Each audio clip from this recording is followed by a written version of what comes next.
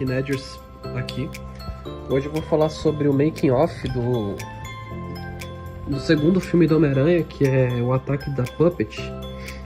Vou falar sobre como foi feito, mais ou menos a mesma ideia do qual eu usei no primeiro filme. E vou dar detalhes para vocês de como foi realizado. Vou começar então pela introdução. Como eu falei no primeiro making of,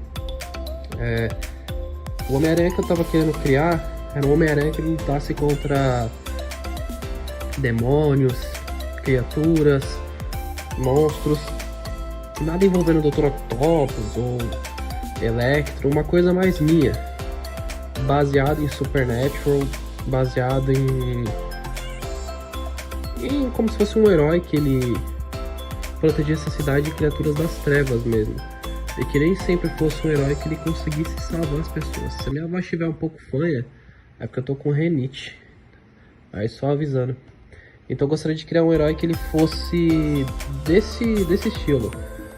Nem sempre ele ia conseguir salvar todo mundo, e nem por causa disso ele ia ficar se martirizando. Ele ficaria reflexivo por nem sempre conseguir salvar o dia, mas ele ia captar que é uma forma de você poder melhorar como herói.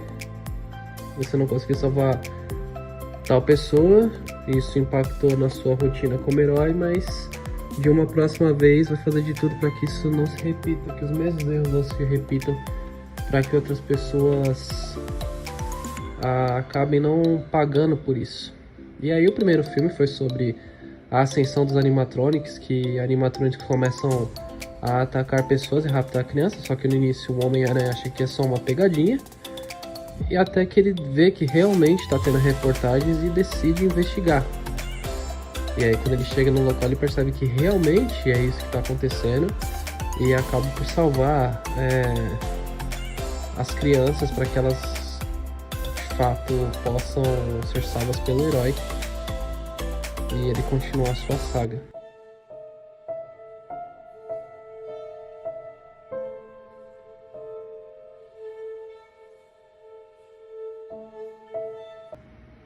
Falando do vilão, o vilão nesse filme, como já visto no final do primeiro filme, é a Puppet, da qual Ed estava por trás de tudo isso, da qual não gosta das pessoas devido ao que fizeram com ela, pegando um pouco a história do filme do FNAF, do qual o FNAF 2, não dando spoiler, mas para quem não assistiu, conta umas coisas bem tristes que ela passou. Então essa vilã já entra no meu universo com a perspectiva de que o ser humano não é legal, o ser humano não é confiável, então ela decide fazer vingança. Então ela acaba controlando os outros animatronics e fazendo com que eles vão à distância atrás de outras pessoas, fazendo mal a elas, fazendo vingança a elas. Eu poderia ter explorado muito mais a história da vilã em si, porque a Puppet desse meu filme, ela tem a habilidade de pegar a alma das crianças depois que ela acaba com elas, só que ela decide o que ela quer fazer. Se ela quer consumir para ficar mais forte, se ela quer jogar para outro animatronic, ou se ela quer transformar numa criatura. No caso, a Puppet transformou, pelo menos no início do filme, transformou a alma de crianças em demônios, do qual o Homem-Aranha enfrenta. E alguma delas se transforma em uma espécie de lobisomem gigante, do qual ele acaba enfrentando e sai vitorioso. O objetivo da vilã em si era espalhar o máximo da sua vingança possível pelo mundo, pelas pessoas, para justamente fazer aquilo que fizeram com ela, né? A malvadeza que fizeram com ela. Só que no final o Puppet não era ruim, ela só estava cega e irritada pelo que fizeram com ela, era um espírito inquieto. E o objetivo do Homem-Aranha, depois que entendeu o que estava acontecendo, era fazer com que de fato ela pudesse descansar.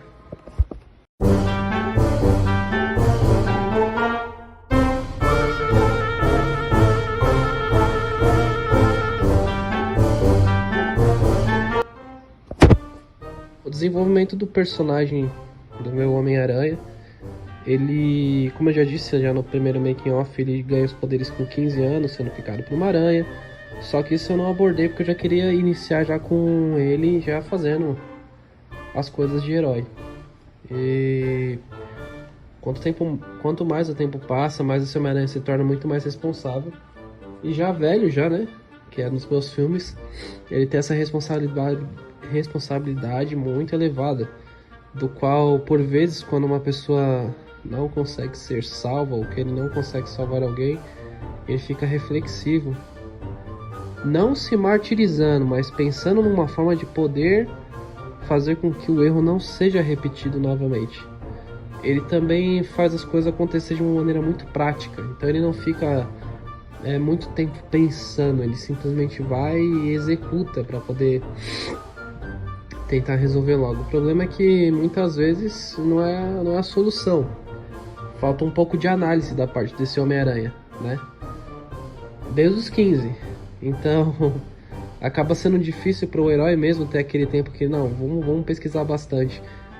Pode ver que no filme ele só...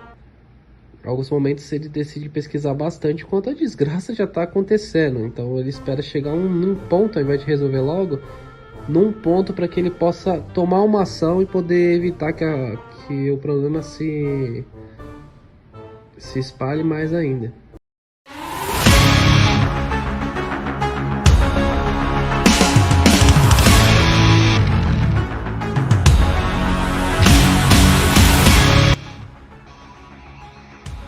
As ferramentas utilizadas, como sempre, é o Pixie.a, se não me engano, e o Block. E a minha ferramenta de edição de vídeo é um... deixa eu ver... esqueci o nome do editor aqui, mas eu vou puxar aqui. É o OpenShot. Ele é um programa muito simples de usar. Eu prefiro particularmente o Wondershare Filmora. Ele é muito bom, ele traz tudo aquilo que você precisa, mas infelizmente os caras reforçaram para você não craquear, então eu não consigo mais fazer os vídeos se não tiver com aquela marca d'água, e tem uma forma de você poder driblar a marca d'água, mas você vai ter que depois usar o Canva, e aí vai diminuir muito a qualidade do seu vídeo, e no final você fica horas e horas driblando essa marca d'água, sendo que dá pra você migrar para outro editor, não vai ficar a mesma coisa, mas pelo menos dá pra você fazer suas edições.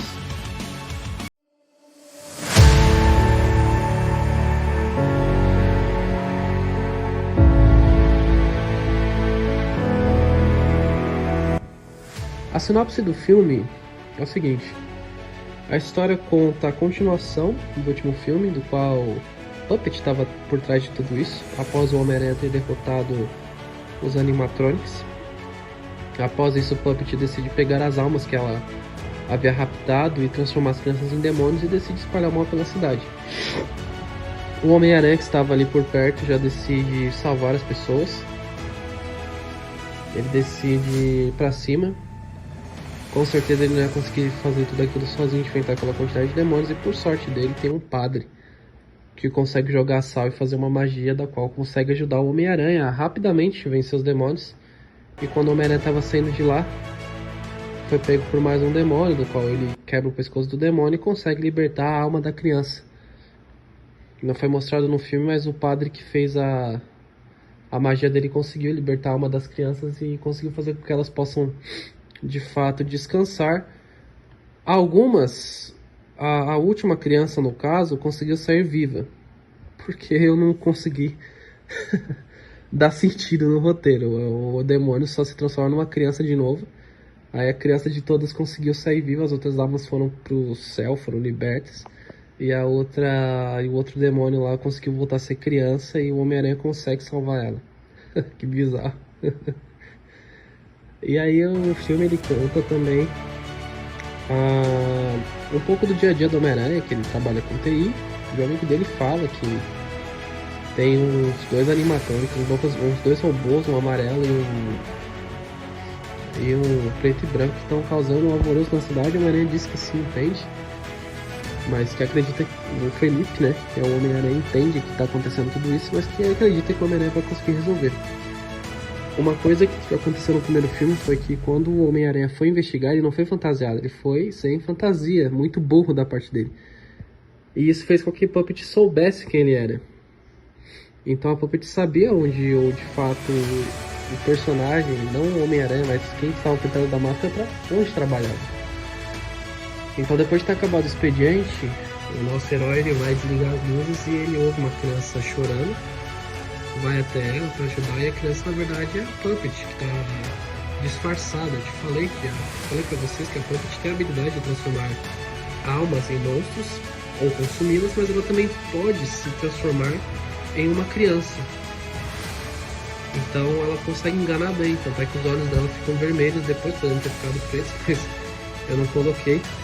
E aí ela joga o Homem-Aranha na parede, eles começam a lutar, e por sorte ela não mata o Homem-Aranha porque uma música infantil do celular do Homem-Aranha começa a tocar. Ela imediatamente já se afasta, então o Homem-Aranha entende que esse daí é uma forma de poder acabar com ela. Então ele compra uma caixinha de música. Só que antes deles começarem a lutar, o animatrônico amarelo, Chica, eu acho que é o nome dela, também estava causando muita treta na cidade. E ela também pede do Homem-Aranha chegar muito fácil na Puppet. Então eles lutam, só que o Homem-Aranha consegue se sobressair melhor, eletrocutando ela com um cabo de choque. O Homem-Aranha enfrenta a Puppet e ele usa a caixinha de música para poder vencê-la. Porque assim, por mais que eles ficassem no braço, o Homem-Aranha não ia vencer a Puppet. Poderia até ocorrer o risco dela desacordar ele e poder tentar possuí-lo. E aí já era. E possuindo o Homem-Aranha, dificilmente ele ia conseguir vencer isso. Porque apesar do Homem-Aranha caçar um monte de monstros e demônios, tem coisas que falta magia. Né? Esse é uma das grandes problemas dos inimigos que o Homem-Aranha enfrenta. Muitas vezes tendo até que ter intervenção de terceiros, um padre, uma bruxa, para poder ajudá-lo, para poder combater. E aí, por sorte, ele consegue tirar a caixinha de música e vence a Puppet, enterrando ela no cemitério próximo do restaurante e fazendo com que ela possa descansar.